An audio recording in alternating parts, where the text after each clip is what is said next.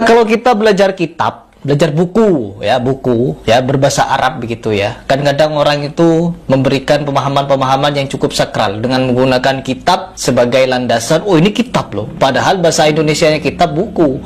Biar terkesan sakral begitu ya. Ya kalau mau menulis kitab kepada orang-orang Indonesia, ya tulislah kitab dengan berbahasa Indonesia. Boleh beberapa bait kasih Arabnya, lalu kasih terjemahannya agar kita belajar. Mentang-mentang kalian paham bahasa Arab, lalu kalian nulis kitab berbahasa Arab full. Mau dijual kemana? Mau diajarkan ke siapa? Bahasa Arab nggak bisa, baca kitab nggak bisa. Khatam dakwah, Al-Quran bahasa apa? Bahasa Arab. Hadis Nabi bahasa apa? Bahasa Arab. Antum harus bisa baca. Nggak bisa antum. Oh, saya udah bisa kok. Dari mana? Terjemahan. Ya nggak bisa antum dakwah pakai terjemahan. Harus dengan dalil dari Quran. Dan antum harus paham bahasa Arab ini. Nggak boleh masuk di medan dakwah orang nggak ngerti bahasa Arab. Harus bisa bahasa Arab. Bahkan kalau antum lihat lagi penjelasan Imam Ibnu Abdul Bar dan juga Imam Az-Zahabi, tahapannya dia harus menguasai Quran dulu, kemudian Sunnah, kemudian yang mendukung itu dia harus bisa bahasa Arab. Jadi harus betul-betul nih dalam dakwah ini harus orang berilmu. Nggak boleh sembarangan masuk ceramah. Sekarang banyak orang-orang umum ceramah. Assalamualaikum warahmatullahi wabarakatuh. Alhamdulillahilladzi arsala rasulahu bil huda wa dinil haqq liyuzhirahu 'ala dini kullih wa kafa billahi shahida. Asyhadu an la ilaha illallah wahdahu la syarika lahu wa asyhadu anna Muhammadan abduhu wa rasuluh. Allahumma shalli 'ala sayyidina Muhammad wa 'ala ali sayyidina Muhammad.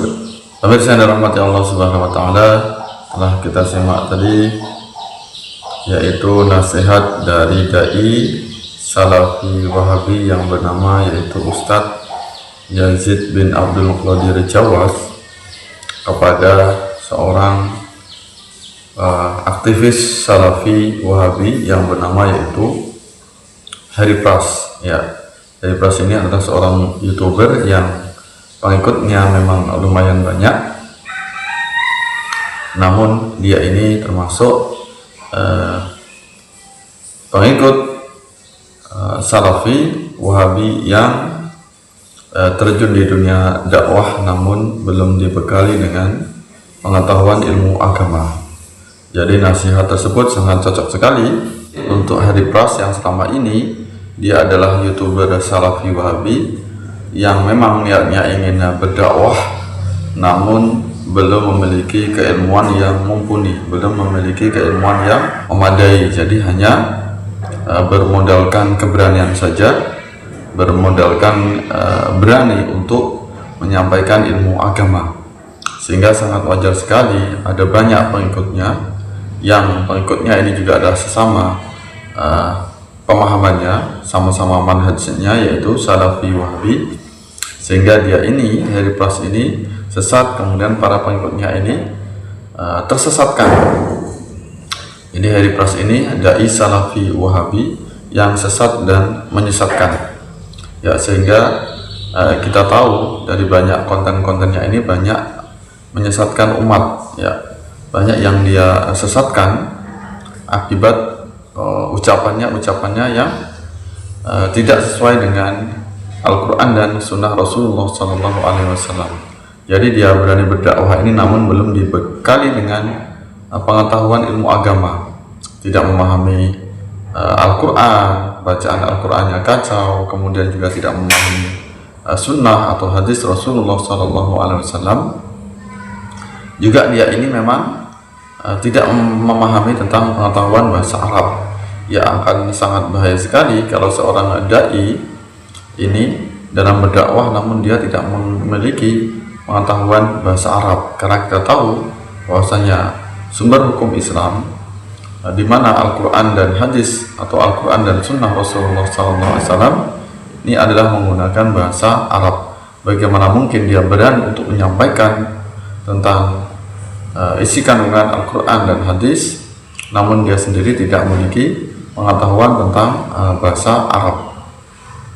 Ini tentu sangat membahayakan, apalagi kalau kemudian dakwah hanya dibekali dengan terjemahan saja, karena terjemahan ini kadang-kadang tidak sesuai, kadang-kadang terjemahan ini juga salah. berarti dia tidak memahami ajaran Al-Quran dan Sunnah Rasulullah SAW dari sumber pokoknya, tidak langsung kepada sumber primernya. Nah, ini sangat bahaya sekali, seperti orang yang tipe seperti Harry Pras ini. Ya, dia adalah YouTuber Wahabi yang tentu banyak sekali para pengikutnya yang sudah tersesatkan karena statement dia yang menyerang amaliyah warga Nahdlatul Ulama. Siapapun yang beda dengan Harry Pras ini semuanya akan diserang, akan dicaci maki, akan dihina. Ulama-ulama kita, ulama Ahlus Sunnah wal Jamaah yang tentu sangat jauh pengetahuannya di atas dia. Sedangkan Harry Pras ini memang pengetahuan agamanya tidak ada sama sekali, kemudian dia berani untuk mencaci maki atau menghina. Tentu ini perbandingan antara langit dengan sumur. Ya. Nah, jadi tidak sebanding siapa yang dia celah, siapa yang dia hina. Jadi apa yang dia sampaikan ini bukan hanya sekedar mengkritik, namun penuh dengan celaan dan hinaan. Ada banyak amaliyah warga NU, amaliyah Ahlus Sunnah wal Jamaah yang kemudian dia hina, dia caci maki habis-habisan. Ya, ini apa yang dilakukan oleh warga Nahdlatul Ulama, amaliyah yang dilakukan bukan karena tidak ada dalilnya, tapi memang Harry Pras ini memang tidak tahu dalilnya. Jadi belum sampai ilmunya. Ya, tidak tahu dalilnya sehingga dia dengan serampangan mencaci maki, menghina amaliyah atau tokoh-tokoh Nahdlatul Ulama. Jadi dengan dia mengeluarkan statement yang begitu banyak menyerang amaliyah dan tokoh-tokoh NU, ini bukan akan menaikkan derajat dia, justru akan menunjukkan betapa bodohnya dia, betapa rendahnya pemahaman dia. Bahkan saking ekstrimnya, ya saking galaknya, termasuk dai Salafi, ya dai Wahabi yang tentunya ilmunya lebih tinggi daripada Harry Pras ini, ternyata diserang juga oleh Harry Pras sendiri. Jadi dia ini asal nembak kemana saja, dari siapapun yang berbeda dengan dia akan ditembak semua, jadi akan diserang semua. Ada banyak ternyata para dai Salafi Wahabi yang jauh kapasitasnya pengetahuannya daripada Harry Pras, ternyata juga diserang oleh Harry Pras sendiri. Nah, inilah bahayanya orang bodoh seperti Harry Pras ini. Jadi sangat wajar dia kemudian nasihat dari Ustadz Yazid bin Abdul Qadir Jawas ini diarahkan kepada contoh YouTuber Wahabi, YouTuber Salafi, dan siapa saja dari kalangan Salafi Wahabi yang memang dia belum pantas untuk berdakwah, maka janganlah untuk berdakwah. Harus mencukupi, membekali ilmunya dengan pengetahuan agama baru berdakwah. Memang benar bahwasanya dalam hadis Rasulullah SAW bahwasanya sampaikanlah dariku meskipun itu satu ayat. Namun kita juga harus jangan memahami hadis tersebut dengan mentah-mentah, dan berarti sama sekali ketika kita dakwah dengan nol besar pengetahuan agama, namun paling tidak mengetahui pengetahuan dasar yang sangat dibutuhkan bagi seorang dai atau pendakwah. Paling tidak dia ya bisa membaca Al-Quran sesuai dengan standarnya, tidak harus fasih, tidak harus pintar, tidak harus merdu suaranya, mendayu-dayu. Paling tidak dia membaca secara ilmu tajwid dia cukup. Kemudian dia juga bisa memahami tentang hadis Nabi. Paling tidak dia mengetahui pengetahuan bahasa Arab minimal itu hanya yang dasar atau yang standar saja, tidak kemudian menjadi orang yang ahli bahasa Arab. Itulah kemudian bekal yang cukup bagi seorang pendakwah. Namun akan berbahaya sekali kalau kemudian dia berani berdakwah namun pengetahuan agamanya sangat nol sekali. Nah, ini ibaratnya orang yang berjalan namun dia dalam keadaan buta. Jadi dia akan nabrak, akan nembur kemana-mana. Bagaimana mungkin dia akan menuntun orang lain untuk mendapatkan hidayah, untuk mendapatkan petunjuk dari Allah, sedangkan dia sendiri masuk jurang, sedangkan dia sendiri menabrak apa yang ada di depannya. Ini akibat dia orang yang buta tentang pengetahuan agama.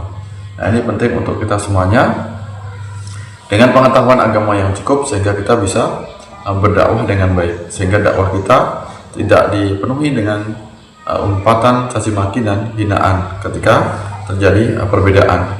Kita tahu di dalam ajaran Islam sendiri ini pengetahuan Islam sangat luas sekali. Kemudian dalam ilmu fikih juga ada banyak mazhab yang berkembang. Paling tidak mazhab Ahlussunnah wal Jamaah ada 4. Kalau kita benar-benar buta dalam memahami pengetahuan fikih, pengetahuan imam mazhab, tentu kita akan menjadi orang yang ekstrim. Siapapun yang berbeda akan dianggap sesat. Nah, inilah perlunya bekal bagi dai Salafi Wahabi sebelum dia berdakwah, hendaknya dibekali dengan pengetahuan agama sehingga tidak serampangan, tidak menjadi orang yang radikal, ekstrim, tidak menyesatkan banyak orang, sehingga dakwahnya ini bisa menyejukkan, bisa mendamaikan, tidak membuat provokasi, sehingga menumbuhkan sikap toleransi, ya, menghargai sebuah perbedaan, bukan mulutnya hanya yang bisa teriak lantang dengan teriakan bid'ah, kafir, musyrik, syirik, dan sebagainya. Ini ucapan-ucapan seperti ini yang biasanya keluar dari dai Salafi Wahabi yang mereka bodoh tentang pengetahuan agama. Mudah-mudahan apa yang dinasihatkan oleh Ustadz Yazid bin Abdul Qadir Jawas tadi bisa direnungi oleh para dai Salafi Wahabi, sehingga dia bisa insaf, bisa sadar, bisa tobat dengan kebodohannya, ya, sehingga bisa memperbaiki diri, sehingga bisa membenahi dakwahnya. Ya, mudah-mudahan apa yang saya sampaikan bisa bermanfaat. Kita semuanya kaum Ahlussunnah wal Jamaah berpegang teguh dengan ulama-ulama kita, ulama-ulama yang tidak diragukan pengetahuannya, sehingga kita bisa mendapatkan keselamatan fid dunia hatal akhirah.